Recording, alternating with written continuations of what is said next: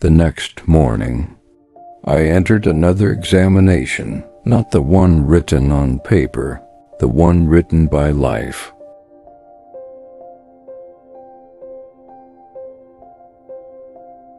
Saturday morning, I woke up with my stomach hurting again. For days I had been fighting this ulcer. Every night I prayed that I would sleep peacefully, and every morning I hoped the pain would finally leave. But every morning it quietly reminded me, not yet. I knew I had to go back to the hospital. The problem was never deciding to go. The problem was the money. I stood there thinking quietly before going downstairs to borrow $5,000. Alhamdulillah, he gave it to me without asking many questions. I took the money and headed to the hospital, hoping maybe today everything would finally become clear. The doctor listened carefully as I explained everything that had been happening. Then he handed me a request for tests. FBS, 2-HPP, HbA1c. The total, 21,000. I looked at the paper.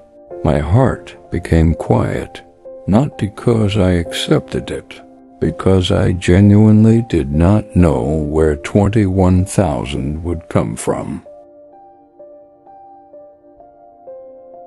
I only had enough to buy the medicines he prescribed, so I quietly bought them, left the hospital, and came back home. I started taking the medication immediately. I wanted it to work. I wanted everything to stop. I wanted my body back. But healing did not come the way I imagined. It came slowly. That evening, I became restless again. I kept thinking maybe there was another medicine. Maybe the doctor had forgotten something. Maybe if I explained the pain one more time, he would understand differently. So I went back to the hospital.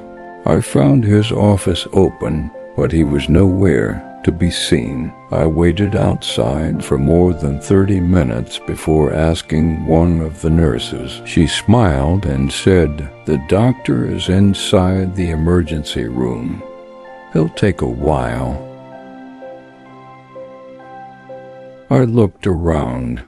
Then hunger reminded me I only had 500 left. I quietly left the hospital, bought a mala, came back home, took my medicine, prayed, rested. That night I realized something. Healing cannot be rushed. The medicine was not failing. It was simply working at its own pace. Sunday became another lesson. The medicine was helping, but only little by little. Some moments I felt almost normal. Minutes later, the pain returned as though nothing had changed. Every night became the same dua. Ya Allah, let me sleep peacefully tonight. Every morning became the same hope. Maybe today, life quietly answered, not yet.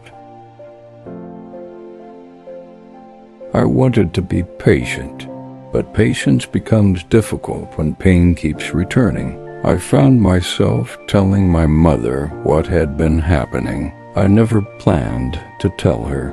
The words simply came out. Immediately she started thinking, planning, looking for solutions, even talking about trying to get me alone. so I could continue my business until this online journey finally opened. Listening to her made my heart heavy because she still believed the business was waiting for me. She did not know it had already stopped. She did not know the garage was no longer mine. I carried that conversation quietly, not because I wanted to lie to her, because I was protecting her heart. After the call, I prayed.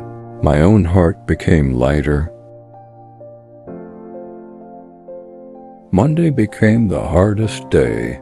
The pain became too much again. I could no longer pretend. I had to borrow another $10,000 from my niece so I could return to the hospital. Before sending the money, she asked me something that stayed with me. Why don't you just come back home? Why are you isolating yourself? She thought I had chosen this life. She did not know the whole story. She did not know what I was carrying. I simply replied, Inshallah, soon. I returned to the hospital, expecting more tests. Instead, the doctor checked my blood pressure, checked my sugar, looked at me calmly, then said, continue the medication.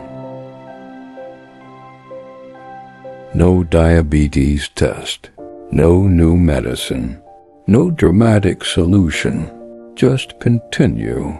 Eat better food. Drink clean water. Reduce your stress. Continue. I left the hospital confused.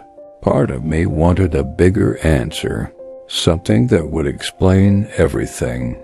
Instead, Allah gave me another lesson. Sometimes healing is simply continuing.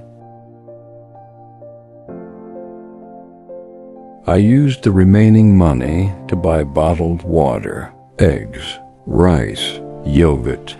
For the first time in days, I felt like I was feeding my body instead of simply trying to stop the hunger.